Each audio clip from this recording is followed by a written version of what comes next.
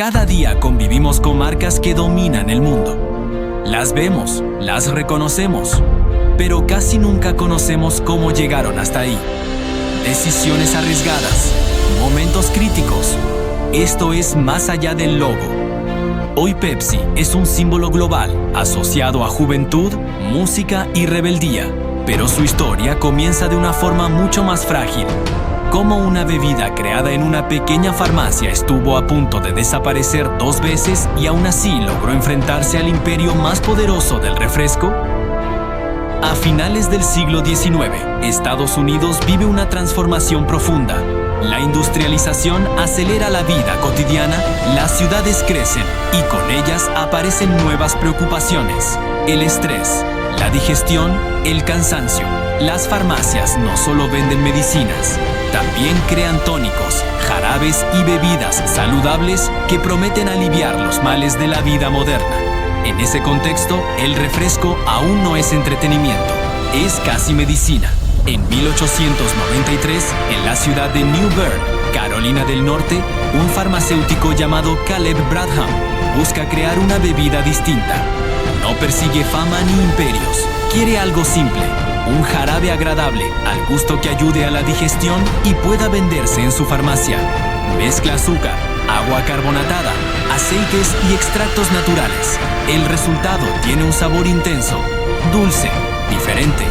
Al principio la llama Brad's Drink. 5 años después, en 1898, Bradham decide rebautizar su creación. Elige un nombre con aspiraciones científicas, Pepsi Cola, inspirado en la pepsina, una enzima digestiva popular en la época y en la nuez de cola. El nombre no solo suena moderno, suena confiable, suena a futuro. Sin saberlo, Bradham acaba de dar el primer paso hacia una de las rivalidades comerciales más largas de la historia. Durante los primeros años del siglo XX, Pepsi Cola comienza a expandirse lentamente. Se vende en fuentes de soda, se embotella de forma local y se promociona como una bebida refrescante y funcional. En 1902, Bradham funda oficialmente la Pepsi Cola Company. Para 1906, la bebida ya se vende en más de 20 estados. Todo parece indicar que el éxito está asegurado, pero la estabilidad es una ilusión. Mientras Pepsi crece, otra marca ya domina el panorama. Coca-Cola lleva años construyendo una red nacional, una identidad fuerte y una maquinaria publicitaria sin precedentes. Pepsi no compite todavía de forma directa, pero el terreno ya está ocupado. El mercado no perdona a los ingenuos y Bradham lo aprenderá de la forma más dura.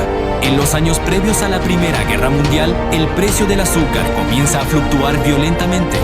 Bradham, convencido de que el precio seguirá subiendo, decide comprar grandes cantidades por adelantado. Es una apuesta arriesgada. Cuando la guerra termina, el precio del azúcar se desploma. De repente, Pepsi Cola queda atrapada con inventarios carísimos y deudas imposibles de sostener. En 1923, la empresa se declara en bancarrota. Pepsi Cola desaparece oficialmente. La marca, el sueño y la visión de su creador se disuelven en documentos legales y activos mal vendidos. Caleb Bradham pierde el control de su propia creación. Nunca volverá a dirigir la empresa que fundó. Para la mayoría de las marcas, esta habría sido la última escena. Pero Pepsi no muere. Cambia de manos, se fragmenta, se debilita y espera. Su verdadero renacimiento llegará en el peor momento posible, la Gran Depresión. Cuando millones no tienen dinero, alguien descubre que vender más barato puede ser el arma definitiva. Ahí empieza la verdadera guerra. Mientras Estados Unidos se hunde en la peor crisis económica de su historia, una marca quebrada descubre una verdad incómoda. Cuando todo escasea, el precio puede ser más poderoso que la tradición. A finales de la década de 1920, el país entra en colapso. La Gran Depresión arrasa con bancos, empleos y empresas. Millones de familias luchan por sobrevivir.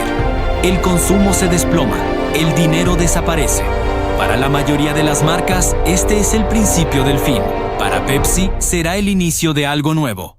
Tras su bancarrota, Pepsi cambia de manos varias veces. Nadie parece saber qué hacer con ella. No tiene la fuerza publicitaria de Coca-Cola ni una identidad clara. Pero a comienzos de los años 30, un empresario llamado Charles Good ve una oportunidad donde otros solo ven ruinas. Good es el presidente de Loft Incorporated, una empresa de caramelos y tiendas de dulces. Good intenta renegociar con Coca-Cola un contrato para vender el refresco en sus tiendas. La respuesta es negativa. Ese rechazo no solo cierra una puerta, abre una obsesión. Si Coca-Cola no quiere negociar, Good decide crear su propio competidor fuerte. Y Pepsi está ahí, esperando ser reinventada. En 1931, Good toma una decisión radical. Mantiene el precio de Pepsi en 5 centavos, igual que Coca-Cola, pero duplica la cantidad. Mientras Coca-Cola ofrece botellas de 6 onzas, Pepsi vende 12. En plena crisis económica, esa diferencia no es menor. Es decisiva. Pepsi deja de venderse como un tónico casi medicinal. Ahora es una bebida para quienes necesitan más por menos. El mensaje es simple, directo y brutalmente efectivo. El mismo precio, el doble de producto. Por primera vez, Pepsi no evita la comparación, la provoca. En 1939, Pepsi lanza uno de los anuncios más influyentes de la historia del marketing. Un jingle radial pegadizo, fácil de recordar, que repite una y otra vez la ventaja económica de la marca. La canción se transmite miles de veces por semana, entra en los hogares, se queda en la memoria colectiva. Pepsi no solo vende refresco, vende inteligencia en tiempos de escasez. Las ventas se disparan. Pepsi deja de ser una marca marginal y vuelve al mapa nacional. Mientras otras empresas reducen producción o desaparecen, Pepsi crece alimentándose de la crisis. Por primera vez, Coca-Cola siente presión real. Pepsi ya no es la bebida del farmacéutico, es la bebida del consumidor común, del trabajador, del ciudadano golpeado por la economía. Esa identidad no fue planeada como estrategia a largo plazo, pero marcará su ADN para siempre. Pepsi será la alternativa, el desafío, el otro camino. Con su nuevo modelo de negocio, entra de lleno en la misma arena que Coca-Cola. Ya no compiten en silencio, ahora se observan, se miden y se responden. La guerra de las colas ha comenzado oficialmente. Pepsi ha regresado desde la bancarrota usando el arma más peligrosa de todas, el precio. Pero pronto descubrirá que ganar consumidores no es suficiente. La siguiente batalla no se librará en las tiendas, sino en la mente, la cultura y la identidad de toda una generación. Pepsi ya ha demostrado que puede sobrevivir y crecer. Ahora enfrenta un desafío más complejo: dejar de ser la alternativa barata y convertirse en una marca con alma propia. Tras la Segunda Guerra Mundial, Estados Unidos entra en una etapa de expansión económica sin precedentes. El consumo aumenta, la clase media crece y las marcas dejan de vender solo productos. Ahora venden estilos de vida. En este nuevo escenario, el precio ya no es suficiente. La imagen lo es todo. Para finales de los años 40, Pepsi es conocida, pero no admirada. Es la bebida que eliges cuando no hay Coca-Cola o cuando quieres pagar menos. Ese posicionamiento que salvó a la marca en la Gran Depresión ahora se convierte en un lastre. A comienzos de los años 50, Pepsi toma una decisión clave: dejar de definirse en relación con su competidor. Inicia un proceso de rebranding profundo, cambia su logotipo, refina su discurso y comienza a hablarle a un público más joven, más dinámico, más moderno.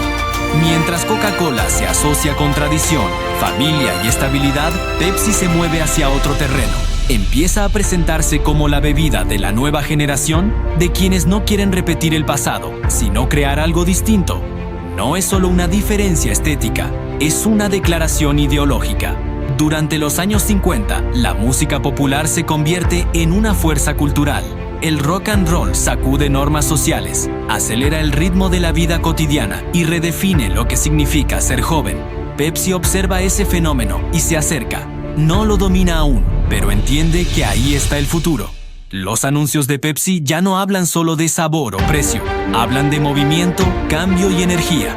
Cada campaña intenta una cosa clara: separarse emocionalmente de Coca-Cola.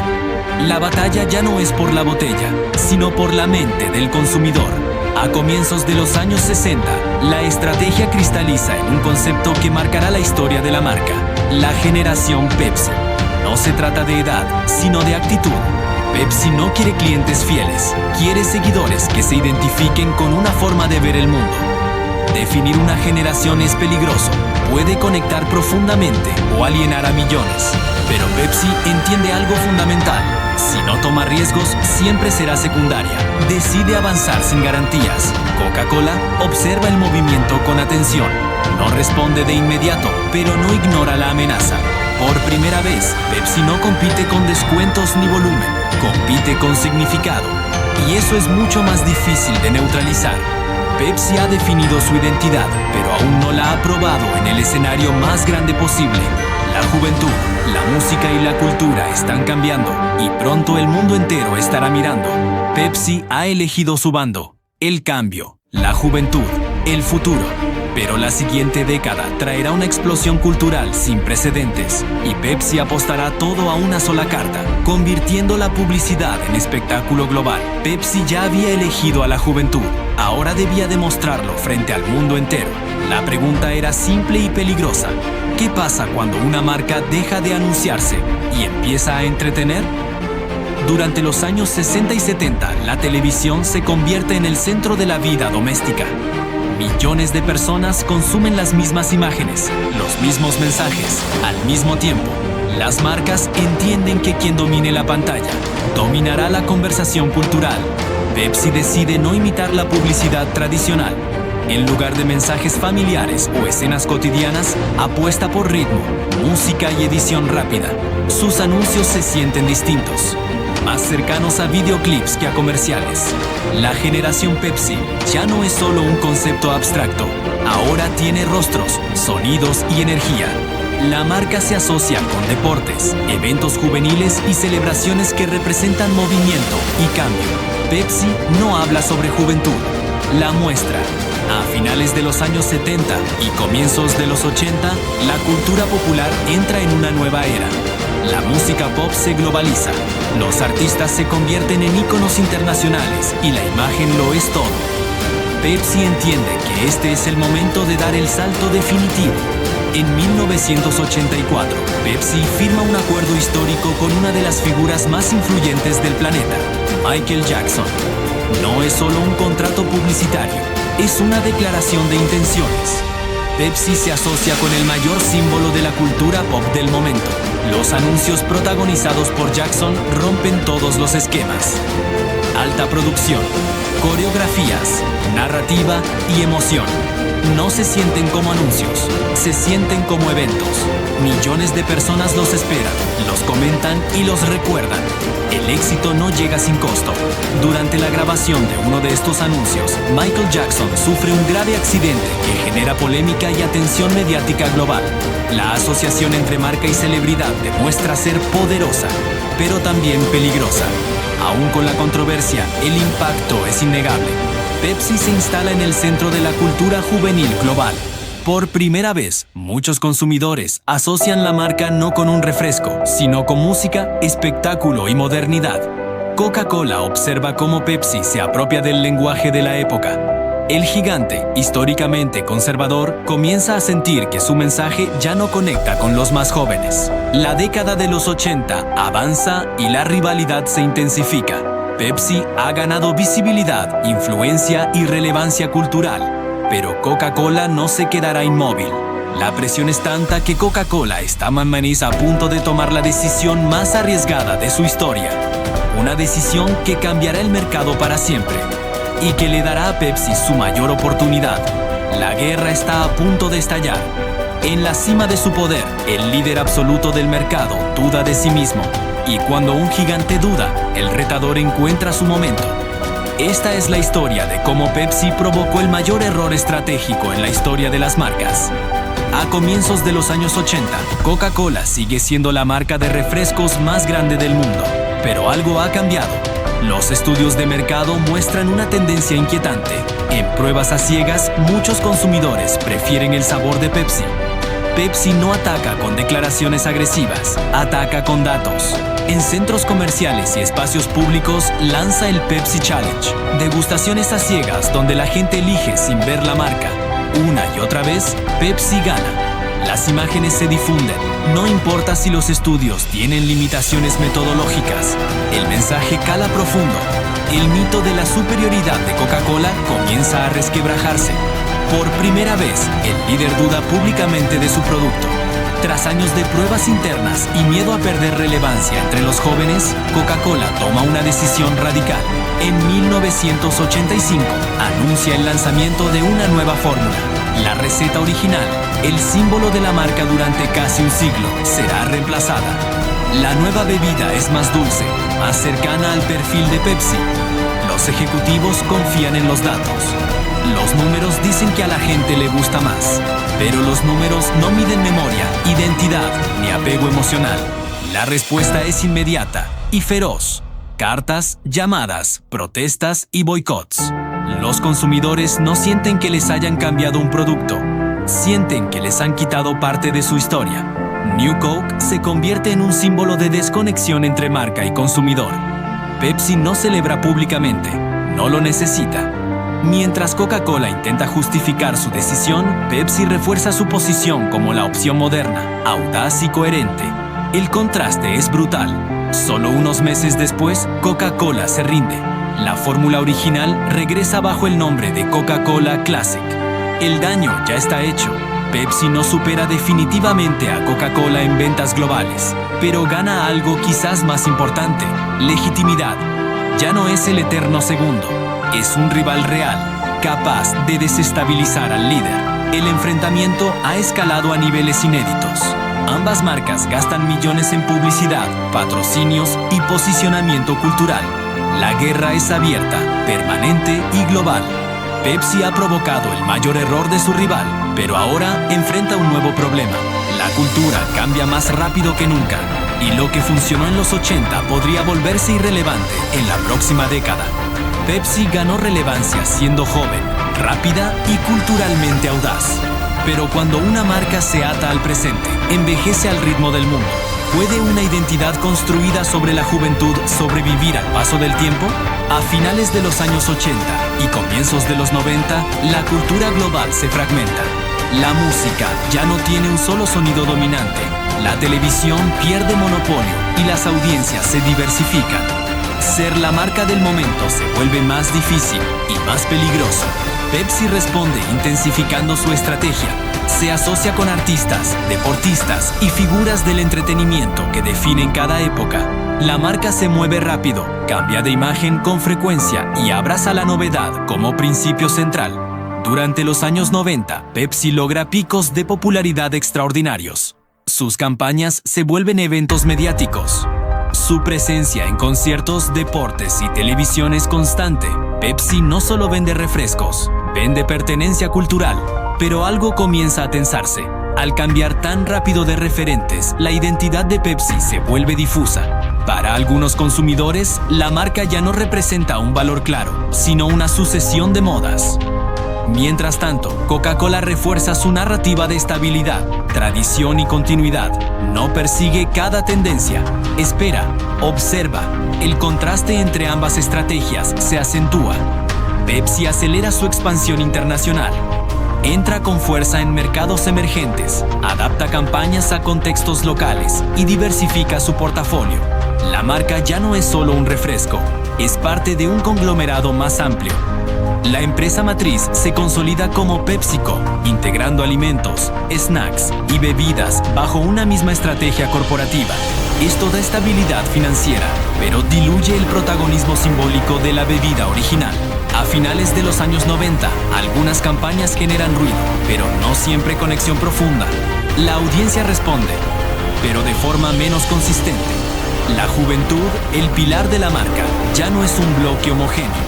Pepsi se enfrenta a una contradicción central. Para seguir siendo joven, debe cambiar constantemente. Pero al hacerlo, corre el riesgo de perder una identidad reconocible. El nuevo milenio se acerca con desafíos inéditos. Internet, redes sociales, consumidores más críticos y una conciencia creciente sobre salud y nutrición. El terreno donde Pepsi construyó su imperio empieza a moverse. Pepsi ha sobrevivido adaptándose al presente, pero el futuro exige algo más que velocidad y cultura pop. La próxima batalla no será por la juventud, será por la legitimidad. Durante décadas, Pepsi supo leer el pulso cultural. Pero en un mundo hiperconectado, ya no basta con ser relevante. Cada mensaje es examinado, cuestionado y amplificado. ¿Qué ocurre cuando una marca habla y el mundo responde? Entrado el siglo XXI, el poder cambia de manos. Las marcas ya no controlan el relato. Los consumidores lo discuten, lo reinterpretan y lo atacan en tiempo real. La reputación se vuelve frágil. Pepsi arrastra una identidad asociada a juventud, rebeldía y cultura pop. Pero ahora esas palabras exigen coherencia, valores y responsabilidad. No basta con parecer moderno, hay que serlo. La preocupación por el azúcar, la obesidad y la nutrición crece de forma exponencial. Las bebidas azucaradas pasan de símbolo cultural a objeto de crítica pública. Pepsi queda en el centro del debate. La marca amplía su portafolio. Versiones sin azúcar, productos bajos en calorías, adquisiciones en categorías consideradas más saludables. Pepsi no ignora el problema, pero el cambio no es inmediato ni sencillo. En la segunda década del siglo, una campaña publicitaria intenta conectar con temas sociales sensibles. La ejecución falla, el mensaje se percibe superficial. La reacción es inmediata y negativa. Las redes sociales convierten el error en un fenómeno global. Pepsi retira la campaña, pide disculpas y asume la responsabilidad. Pero el daño reputacional ya está hecho. La crisis deja una lección clara. La cultura no se puede usar como decorado. Si una marca entra en una conversación social, debe hacerlo con profundidad y compromiso real. Tras la polémica, Pepsi reduce el ruido, ajusta su discurso, observa más y habla menos. La velocidad deja paso a la cautela. La pregunta vuelve a surgir, más fuerte que nunca. ¿Qué representa Pepsi en un mundo cansado de promesas vacías y gestos simbólicos? Pepsi no está en caída libre, pero tampoco en dominio cultural. Se encuentra en un punto intermedio, incómodo, inestable, decisivo. Pepsi ha sido desafiada por la opinión pública, la salud y la cultura. Ahora solo queda una opción: redefinirse una vez más. Pero esta vez, el margen de error es mínimo. Durante más de un siglo, Pepsi ha sobrevivido cayendo, adaptándose y desafiando al líder. Pero el tiempo no perdona ni a los rebeldes. La pregunta final ya no es si Pepsi puede competir, sino qué quiere ser realmente. Desde una pequeña farmacia en Carolina del Norte hasta una presencia global, Pepsi ha recorrido un camino lleno de rupturas. Pocas marcas han cambiado tantas veces sin desaparecer. Cada reinvención dejó cicatrices y aprendizajes. Pepsi nunca fue el origen, fue la respuesta, el contraste, la alternativa. Esa posición le permitió arriesgar cuando otros no podían, provocar cuando otros defendían el statu quo. Hoy, Pepsi forma parte de un conglomerado que va mucho más allá del refresco. Snacks, bebidas, marcas globales y mercados emergentes sostienen una estructura sólida. La estabilidad financiera ya no depende solo de la cola. El siglo XXI impone nuevas reglas: sostenibilidad, salud, transparencia y coherencia. Los consumidores no solo compran sabor, evalúan impacto, valores y responsabilidad. Pepsi enfrenta un dilema complejo. Si cambia demasiado, pierde su identidad histórica. Si no cambia, se vuelve irrelevante. La marca empieza a reinterpretar su viejo mensaje. La juventud ya no es una edad, es una forma de pensar, adaptarse, cuestionar, evolucionar. Ese concepto conecta pasado y futuro. Coca-Cola sigue ahí, más fuerte, más estable, más reconocible. La rivalidad nunca terminó, pero ya no es el centro de la narrativa. Pepsi ya no lucha solo contra su competidor, sino contra el tiempo. Sobrevivir más de 100 años en un mercado brutal no es casualidad. Pepsi no ganó todas las batallas, pero convirtió cada derrota en una nueva versión de sí misma. No hay un final definitivo. Las marcas, como las culturas, no se cierran, se transforman. Pepsi sigue escribiendo su historia, una decisión a la vez. Pepsi nació como una bebida digestiva, se convirtió en símbolo juvenil, arma publicitaria y desafío cultural. Ahora, frente a un mundo más crítico y consciente, queda una última incógnita. ¿Puede una marca construida sobre el cambio aprender a cambiar con sentido? La respuesta, como siempre, no está en el pasado, sino en la próxima decisión. Si te gustó este video y te interesa la historia de las marcas, puedes apoyarlo con un like y suscribiéndote a Más Allá del Logo.